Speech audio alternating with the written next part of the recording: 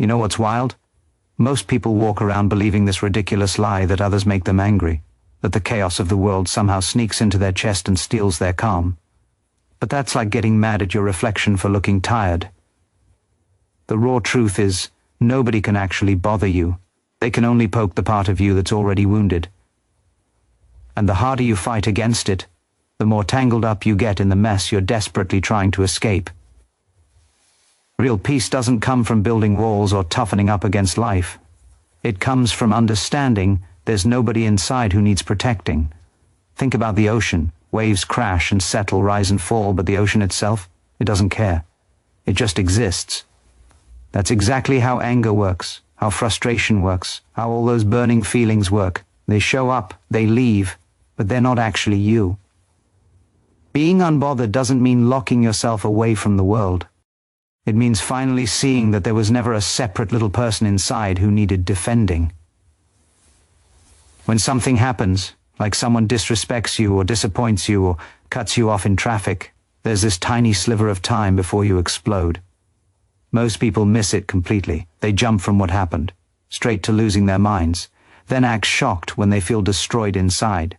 But hidden in that microscopic pause, that fraction of a second before your thoughts start screaming, that's where your freedom lives. That's the crack where life whispers, wake up instead of just reacting like a robot. Here's the thing.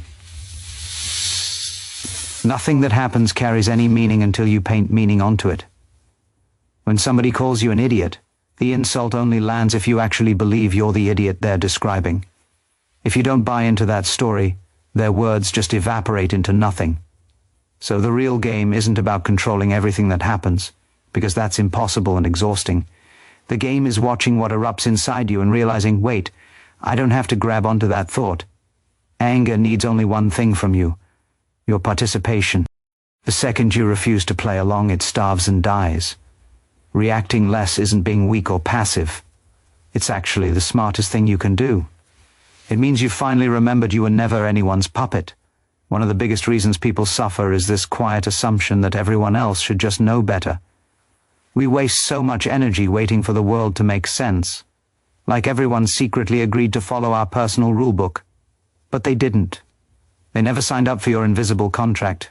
They're just playing their own messy game, totally clueless that you expected them to dance to your tune. And when they don't, when they lie or forget or disappoint or interrupt, we feel betrayed, like the universe just committed some unforgivable crime. But it didn't. That's just your mind throwing a tantrum because they shouldn't be like that, except they are. Expecting people to think like you is like expecting your cat to bark because you feel like hearing a dog. When you finally stop demanding that the world should harmonize with you, you start laughing at how seriously you took everyone's behavior. And that laughter, that's the sound of freedom knocking on your door again. Once you quit expecting people to mirror your actions, something else clicks into place. You stop needing everyone to agree with you too, because disagreement is just life showing its colors. The same force that makes trees grow twisted makes minds grow in completely different directions. It's absurd to demand everyone see through your eyes when their windows open onto entirely different landscapes. Most of our pain doesn't come from what people actually do.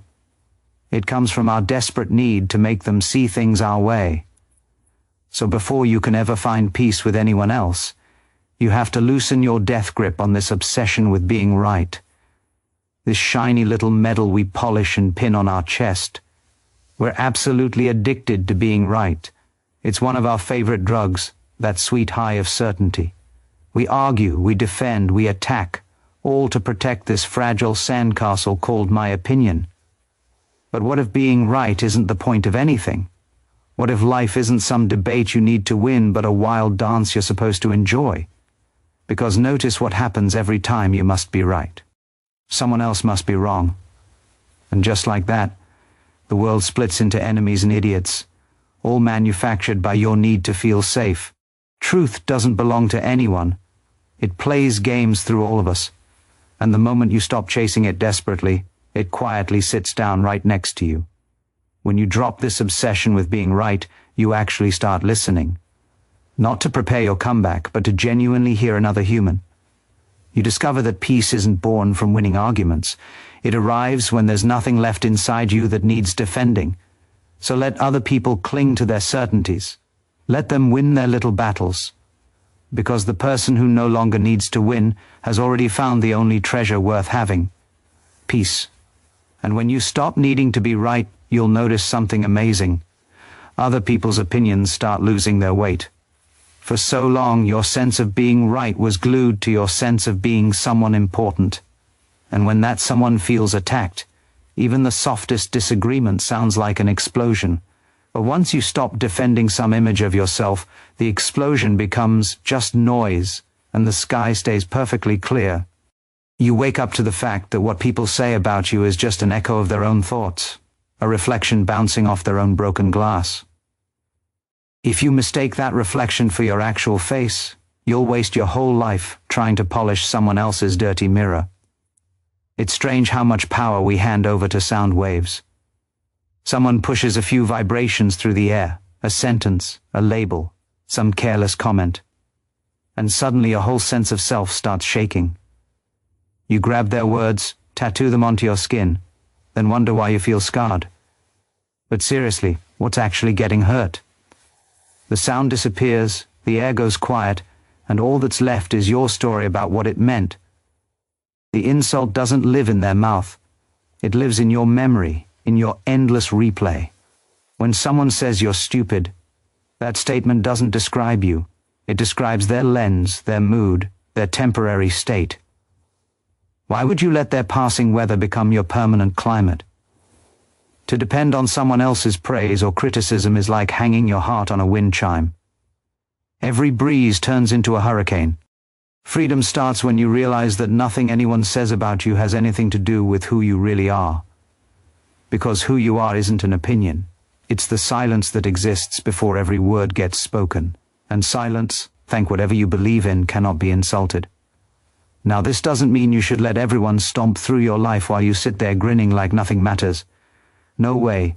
Love without intelligence turns into foolishness. Peace without clarity turns into doormat behavior.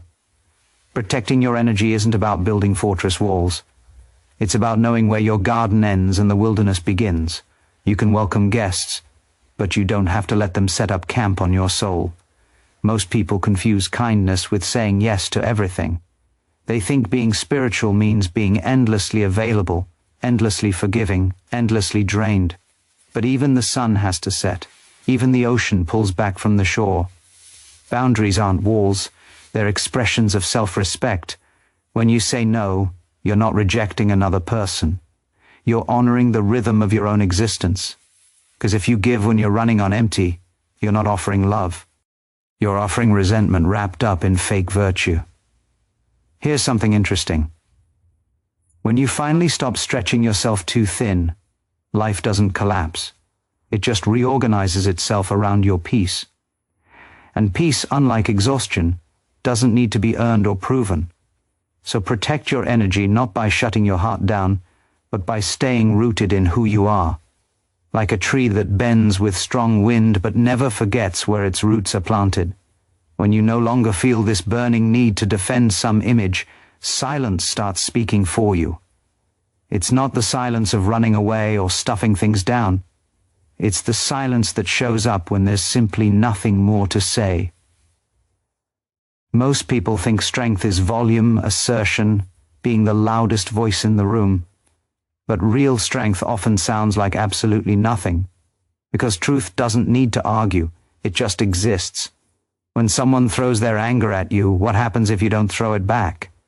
It drops to the floor like a rock that missed its target. And in that stillness, something magical happens. Their rage just echoes inside their own skull while yours stays calm, like a lake on a windless day. Silence isn't running away. It's refusing to join the madness. It's not weakness, it's power. It's saying without speaking, I will not be dragged into your battle. When you stop reacting to everything, the world shows you its real tempo. Slow, steady, almost like music. You realize you don't need to win arguments or prove your point. You just need to be still enough to hear life humming underneath all the noise. And that hum, that quiet background soundtrack of existence, is what people spend their entire lives searching for without realizing it's been playing through them the whole time. When you stop rushing to defend or explain yourself, you start noticing something fascinating about other people. They're mirrors, not enemies. Every annoyance, every insult, every harsh word, it's just life holding up a reflection of your own unhealed wounds. That's why certain comments pierce you while others bounce right off. The sting only finds what's already sensitive inside you. So instead of attacking the messenger, look at what they touched. You might discover that the world isn't attacking you at all. It's just showing you where you're still holding on to pain. The people who irritate you most are often your greatest teachers wearing disguises. They point directly at the exact spot where you're still trapped. And once you see this clearly, you stop taking everything so personally. The moment someone tries to provoke you, you almost feel grateful. Not because you enjoy the jab, but because they just helped you find another knot you can now untie inside yourself. That's the secret nobody tells you.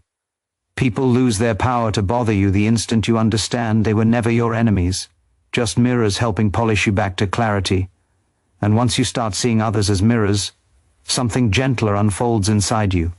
You stop needing the reflection entirely. You no longer cling to being the person who must stay calm, or the person who must learn lessons, or even the person who refuses to be bothered, because all of those are still masks, still the self, trying to fix itself into something better. Letting go isn't something you force yourself to do. It's what naturally happens when you get tired of holding on so tight. Just like your hand releases a stone when it's exhausted from gripping, your heart releases its baggage when it's done pretending to control everything. Anger, resentment, hurt, they're all just your mind's way of screaming, "I haven't accepted what already is." But when you finally see how pointless resistance is, when you quit demanding that life should be polite and fair, everything becomes beautifully simple. People say what they say. The world moves how it moves, and you stay undisturbed, like the sky sitting peacefully behind every storm. Letting go isn't about officially forgiving anyone or forcing yourself to forget. It's about waking up and realizing there's nothing to forgive because there was never actually anyone separate enough to offend you in the first place. The play continues. The actors keep shouting their lines, and you finally get to sit in the audience smiling, knowing it was all just theater from the very beginning. And in that smile, you find the secret you've been hunting your whole life. Nothing and nobody can bother you once you stop confusing the play for reality.